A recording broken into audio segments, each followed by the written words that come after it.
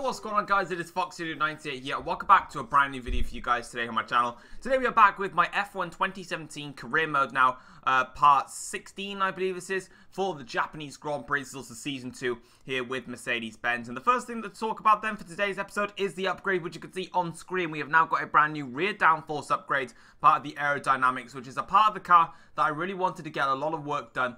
Because all season long I've been struggling with the rear of the car, and especially in the last episode of Malaysia, the rear was so all over the place. It was so hard to handle that I needed to get an upgrade on to basically stabilize the car, and that's my intentions here for today's race. But as you can see, as per usual, now we're just going through all of the R&D tree to just basically see what's about and what we could potentially make as an upgrade for the final five races of the season. But as you can see then, we're switching to our old power unit for today. Now, I was going to run with my new power unit to get the practice programs done, and in the end, I probably should have done that. I did struggle in practice when it comes to it, but I managed to do 3 programs, which was the tyre wear, the fuel saving, and the track acclimatization. So I managed to get through those programs. Unfortunately, I didn't do the other ones, and you'll see me doing the 3 programs that I said I did right about now. So into the track acclimatization we go, and we're going to be completing these programs. And however, though, for some specific reason, it's probably down to my setup here in Japan,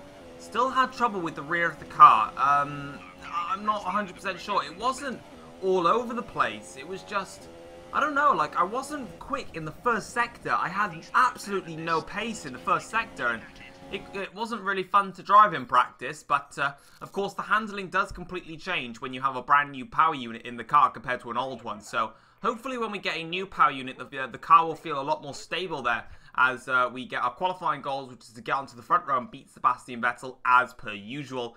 And you can see now that we're going to be getting straight into the qualifying session here.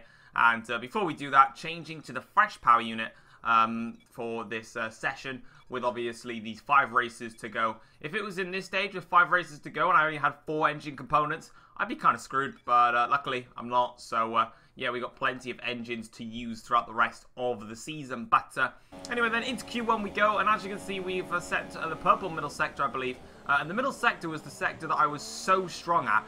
The first sector, I was about half a second slower. Middle and final, much better, but it wasn't quite enough. But as you can see then, we qualified pole position, beating Daniel Ricciardo, so I'm not really too over the moon with that, because of course everyone else has to come around, and as you can see, they completely destroyed me. And Mercedes of Hamilton and also the Ferraris just way quicker. Look at that, 7/10 off the pace. Into Q2 we go, and we're catching now onto the final chicane here. I decided that the bollards aren't nice, so I smacked them out my way. And then as you can see, then the back end sliding again, more unstable on the rear. And as you can see, across the line, in fairness, we were only 3/10 shy in Q2, which was very positive from my perspective, because that means I gained 4/10 on my rivals going into the qualifying. And as you can see, 3/10 off the pace, beating Raikkonen, and Vettel is down in 5th place. There he is. Yeah, not too bad. Hamilton, though, is just on another level right now. And into the last final qualifying session, you can see here that I go extremely late into the chicane, giving it everything on this lap. I'm 1.3 seconds up on my delta, because my first lap was dreadful, and across the line here, and that was not actually as strong as I expected. It's going to be P3 on the grid, which isn't that bad, but comparing to the pace with Lewis Hamilton, that was dreadful. Yeah, look at that, 7/10 off the pace. Lewis Hamilton has once again got pole position, and he has just battered the entire field. And I have absolutely no answer for Lewis Hamilton here today. And he comes home, takes pole position, Vettel second on the front row, and myself in 3rd place. And yeah, well, I mean, it's not too bad. It could have been potentially a lot worse than that, but yeah, as you can see then, collecting all of our points here. And then we're going to be dropping, unfortunately, in the team approval. Listening to the session and goals is going to be to finish in the top 2, beat Vettel. And yeah, let's get into the race. Then let's run through the grid order. Lewis Hamilton lines up on pole position, and a Mercedes alongside. Looking down the rest of the grid, we have Raikkonen, Verstappen, Daniel Ricciardo, and Perez, Massa, Grosjean, Kvyat, and Nico Hulkenberg, Ocon, Vettel, Kevin Magnussen, and Palmer, Sainz, Stroll, Fernando Alonso, and Stoffel van Dorn, Wehrlein, and Marcus Ericsson rounds off the grid. Now it's almost time to lights out, So let's go down to the track. Alright then guys, as you can see, we're on the grid here to start this Japanese Grand Prix.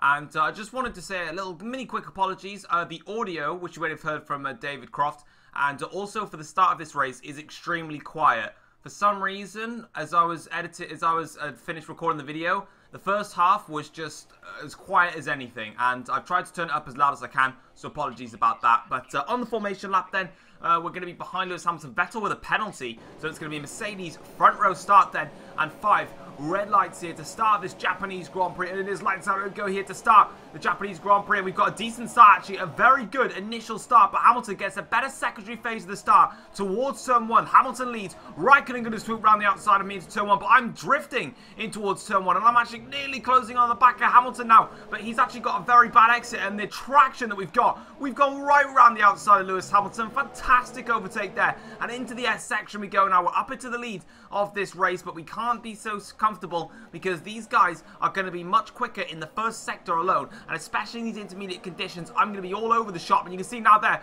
going wide towards the Dunlop curve, Hamilton makes contact with the rear of my car there, and luckily we just managed to survive there for the time being. But yeah, Hamilton already pressurizing me as we go into Degner 1 for the first time, breaking into Degner 2 now, and as you can see, just trundling around. It's still heavy rain conditions, but we don't need the full wet. We only need to run the intermediates, and into the hairpin now you can see, outbraking myself, locking the rears there, and into the hairpin. I just about keep it on the black stuff, but Hamilton gets very close to the back of the car, but luckily for myself, we managed to pull away there. Onto lap 3 of the Grand Prix now. We started to get into a little bit of a rhythm, and I'm going to say a little bit of a rhythm because I was still struggling massively. You can see the back end just wants to play at the moment, and I'm like, no, stop it. The back end is all over the shop here in this Grand Prix. Across the line, to the fast lap of the race so far, we are 1.1 seconds clear after 4 laps, which is a very decent advantage, but at the end of the day, I'm not going to make that as comfortable because, of course, you know, the rivals are still behind me. On to lap 6 of the Grand Prix now. We come across the line to set what I thought was the fastest lap. Lewis Hamilton sets a new fast lap. The gap is 1.3 seconds because it did increase to about 2.1 seconds, but then it's come right back down again. And we've gone very wide here, though, unfortunately, into turn 1 there. Still struggling so much with the rear of the car. And into Spoon Corner, once again, literally just drifting through now. As Raikkonen begins to drop back, Hamilton begins to close in, and Perez is out of the Japanese Grand Prix with some form of failure. But the problem I can see is, again, the back end heavily stepping out on me there. And this was a massive problem that I'm suffering in this race. As we set the fastest lap, immediately beaten by Lewis Hamilton. The back end is not working in this Japanese Grand Prix, and I am really struggling at the moment to just keep the car stable. In towards turn 1, we keep that nicely, but you can get the back end just doesn't really want to stick, and it's super frustrating. On to lap 8 of the Grand Prix, we lock up again into the hairpin, and as you can see, Hamilton now getting very close to the rear of the car, and the proximity tower went red for a second then, but unfortunately Hamilton's not enough, as someone has actually got a puncture further back and has to limp back to the pits. And on to lap 8 of the Grand Prix, and you can see the back end just, there it is again, all over the shop. Really hard to control at the moment, but across the line here, and we're still in the lead, and we're still keeping track position. Hamilton there right behind, Raikkonen a further 2.7 seconds back at this stage of the race. In towards the first corner we go now, and we brake very, very late, but we've lost again. The back end sort of sliding, horrible understeer there. Hamilton now along side by side, and we make contact there as I catch the curb there and slip and slide, but into the S section. We just defend from Lewis Hamilton for the time being, but again, look, the car is all over the shop. It's just not working at this stage of the race, and really, I just need it to dry up. I know it's going to give them DRS and heavier and a lot harder slipstream upon me, but right now, these wet conditions are just not suiting me at all, and I really need to get into some dry conditions because right now, I am really not liking this car. And in towards 130R, we come now into the chicane onto lap 9 of the Grand Prix, and we are going to be coming in for our first of 2 pit stops, I believe this is in the Grand Prix. Yeah, 2 pit stop race. And this is the first one here for a brand new set of intermediate tyres, which we're going to be taking to about lap 17, lap 18 I would have expected. And then we'll go on to a brand new set of intermediates and take those to the end of the race. So, yeah, 3 sets of inters, going about 10 laps each. Not too bad, but as you can see them coming out of the pits now, Ricciardo rejoins in 4th. And luckily for myself, everybody else actually came into the pits. So I don't need to worry about trying to make any overtakes off the out of the pit exit. Sorry, is what I meant to say. Because most of the teams came in. As Ocon now up into 6th place, we rejoin in P5, but of course that will change hopefully back to the net race lead once we have all the pit stops done. On to lap 13 of the Grand Prix now. Raikkonen and Hamilton have both pitted, and they are behind me yet again. So as you can see now, as we make the charge towards 130R, Hamilton getting pretty close actually in this stage of the race. And as you can see now, making a long ride, personal best middle sector. We go through 130R. The back end is sliding. The back end's gone. No. Oh. What happened? I know you're okay. No. That's not what I intended. That's not what I intended at all. The back end's come out. That's a very, very big crash into 130R, and that's race over. Looking at it again, then coming towards 130R, understeered to start with. Just got the rear wheel onto the AstroTurf there, and that just sent the car right in towards the spin there. On board with Hamilton's POV, you can see, look, the back end just didn't turn in properly, and then eventually it all just lost from me, and it almost looked like I turned straight in onto him, but unfortunately, that's race over. Yeah, that's devastating. That really is. We had track position, and unfortunately, as we just came into 130R, the back end just didn't quite want to turn into the corner, so I had to sort of drift it a little bit. I couldn't turn in too heavily because at that stage of the race, because the rain had actually got a lot less intensified. It meant that we were able to take 130R pretty quickly, but I couldn't turn in too much because the back end would come out, but I couldn't turn in. It was just really complicated to say, but if I turned in too heavily, the back end would step out and you'd spin.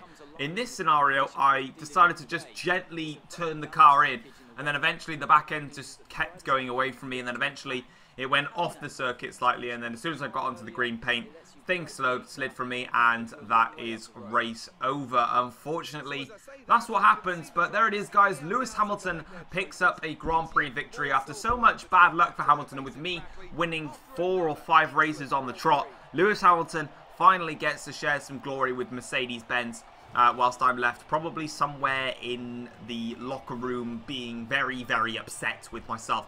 But that's racing at the end of the day. And you win some, you lose some. And unfortunately today, it wasn't the best day for us. But anyway, having a look then at the overall race classification, you can see that also Vettel finished down in P18 with a 3-stopper. So what Vettel is doing, I have absolutely no idea. But at the end of the day, that doesn't bother me. And in the championship, this is the awkward thing. It's not actually closed down. This is something I never expected. But I've crashed out of the race, and the championship has not changed. I am still 107 points clear, and Mercedes increased their championship lead. Wow, okay, that's crazy. But yeah, overall, guys, though, in total, the car was an absolute nightmare to drive. And to be honest, I was just waiting for the lap I was going to crash. The car just didn't work, unfortunately. The back end was horrible all race long. It was sliding all over the place. I had no grip. It was honestly, it was terrible to drive today. And I was waiting for a crash, to be honest. I didn't want to crash, obviously, but I knew I was never going to get to the finish line. It was so hard to drive. But anyway, we have an invitational event, which is to drive the 1995 Ferrari in an overtake challenge. 4 minutes and 20 seconds to make 12 overtakes. I'll let you guys listen to this now, and then I'll be back in just a moment.